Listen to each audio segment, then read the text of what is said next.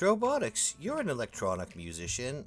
Check out this George Harrison electronic sound record I just picked up. Why don't we throw it on and check it out? Sounds groovy, man. Let's check it out. This was the second studio album by George Harrison, one of the first electronic music records by a rock musician, and it was released in 1969 while the Beatles were still together. It's comprised of 2 long experimental tracks. They were performed on a Moog 3 series synthesizer. Do you know what that is? Oh, yeah. Do you have one? No. Have you ever played on one of those? No, not a Moog 3. But it's like a patch thing, right? Yeah. Robert Moog essentially came out with the synthesizer that covers like everything that's like purely can be used as electronic music instrument. So, but then after this, the Moog was on Abbey Road. Correct. It was the second and last LP on the Beatles' short-lived Zapple record label, which was a subsidiary of Apple Records.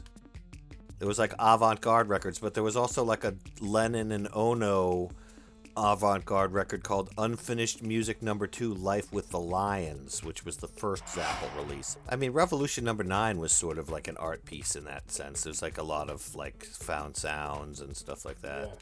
Yeah, totally. All right, so there's 2 tracks. I'll stop talking in a second, but there's 2 tracks we're about to listen to.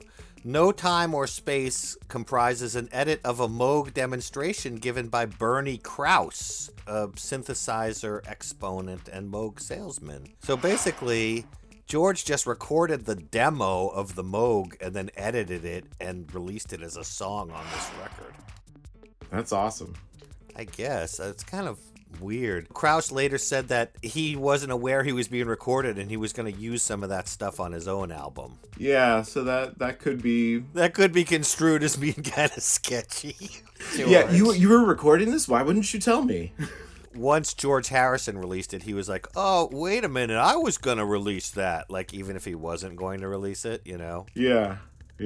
I thought that was interesting. And then George got his own Moog system, and it came in England in February of 1969, and he recorded the second piece under the Mersey wall at his home studio in Surrey. All right, so we'll listen to those both. This cover art, Ballers, is taken from a painting by George Harrison. The front cover, that's supposed to be Bernie Krause operating the Moog console. And the back cover is supposed to depict Derek Taylor's office at Apple and the pressures affecting the company at the time. That's from Wikipedia. And who's the artist? Is it, was it his kid or something? No, it's George. It's not his child. Here, let's put the record on and listen to it. I am curious about 2 different paths that I'm thinking he could go. Switched on Bach, where it's like classical music, and it's trying to play a synthesizer like a piano. And the other way could be that it's just completely abstract noise, sounds, textures. And so there's 2 different directions that he goes. And I'm hoping it's the sounds and textures version as opposed to the switched on Bach. But either way, I'm sure it'll be very cool.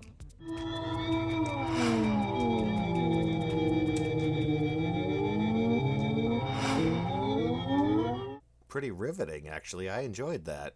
I can definitely hear that he's like embraced the synthesizer as a different type of instrument, more as like textures as opposed to melody. One part of the song also was how you could hear them kind of like tuning it or playing with it like musician would, warming up their instrument. And then there's a groove that they find, and it's like, oh, this is different. There's a different way to play this than a conventional instrument.